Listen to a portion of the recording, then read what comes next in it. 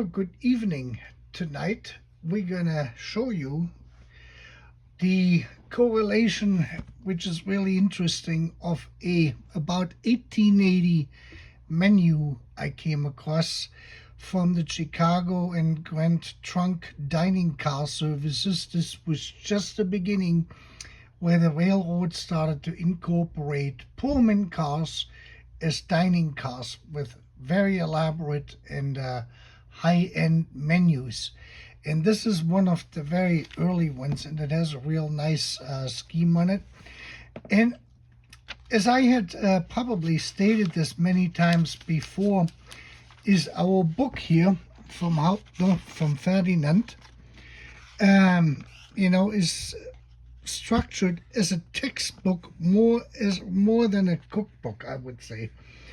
And we can see here, I had zoomed in here, is the chapter. So this is the first chapter, the soups. Second chapter is the hors d'oeuvres. The third chapter is the fish. And then it goes, the fourth chapter is the large meat pieces. The fifth chapter is from the vegetables. And then you have from the entrees in the sixth chapter.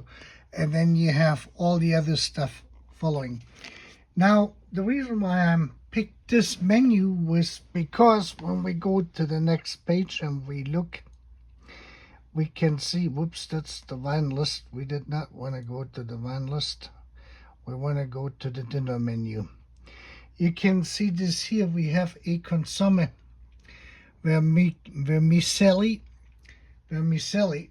and this is basically correlating with his book, soups.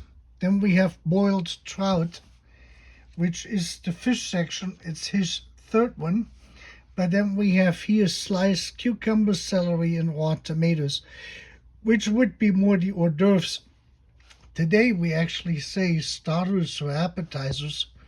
And here basically had swapped this with the fish as the third menu item, and these vegetables, or these appetizers, so to speak, that these were the appetizers, the hors d'oeuvres as the second course.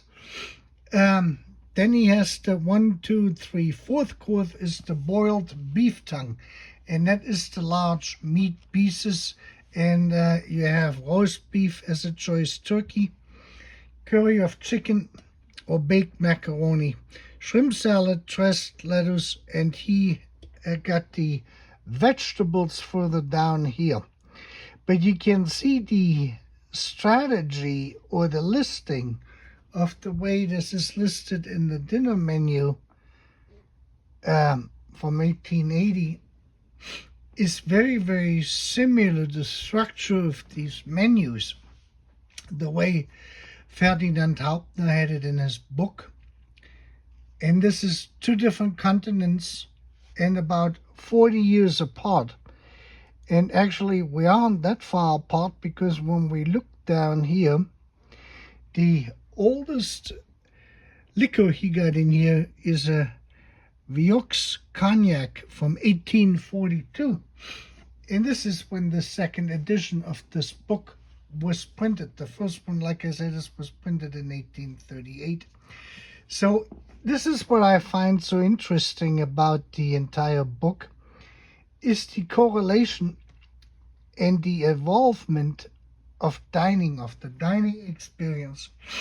I will be making a video here shortly about the sauce hollandaise, because I found the original sauce hollandaise in the fish section.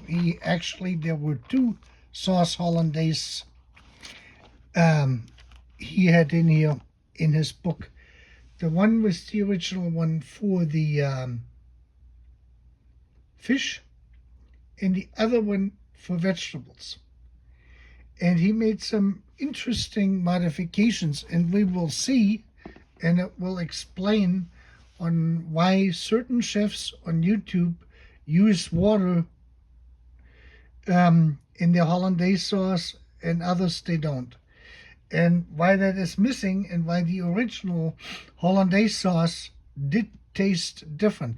It is not really when we're pointing this out that this is better what they had back then or what we have today is better. It is different, and it will just alter the taste, the way our taste buds experiencing it. And that is really all what this channel is about. We're coming up on 1 year.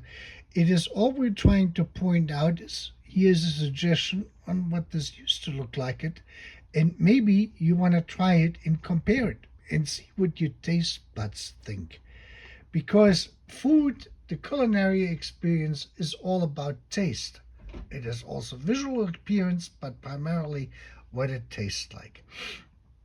And here we have now the opportunity to see what it used to taste like it by redoing these menus or items and that sort of stuff.